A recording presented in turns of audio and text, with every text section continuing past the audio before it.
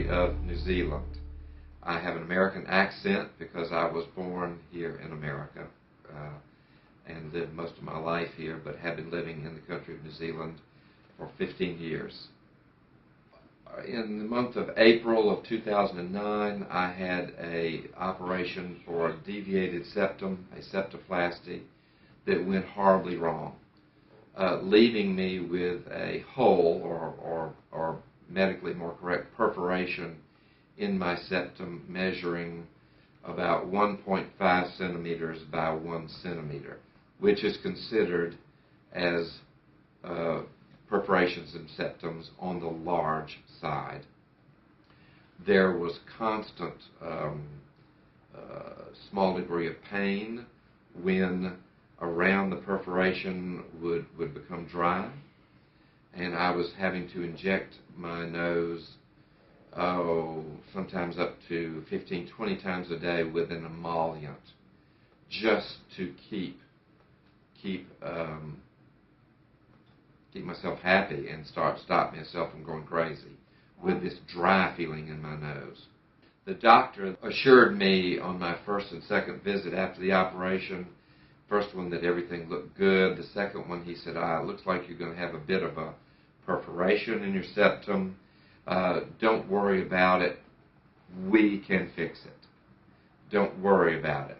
And then by the third visit, I could see some consternation on his face. He was getting a little worried, and he let me know that I was going to have another operation.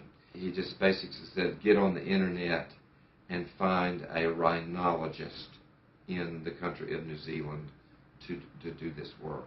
I went to see one on my own who warned me not to be a guinea pig, and he said I would not attempt to do this corrective surgery for the perforation.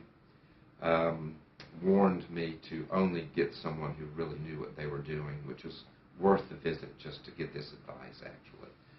I then went on to see 1, 2, 3, 4 more doctors with interviews, getting on airplanes to go to various towns, small cities in New Zealand, to have it evaluated and try to decide who to use. We had been on the internet trying to find a doctor in New Zealand and anywhere in the world, frankly, who had the background to do this corrective surgery, which is very delicate, very difficult, what I've learned. And we kept Googling it up and couldn't find it. And the reason why is we were using the word hole, and we weren't using the word perforation. My wife is helping me. She's a journalist, graduated from the University of Florida.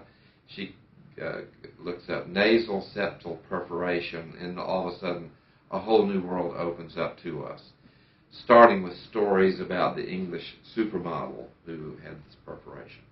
And then we scroll on down and find Dr. Kridel here in Houston, Texas, who put a website specifically targeting the fact that he has great experience fixing septal perforations.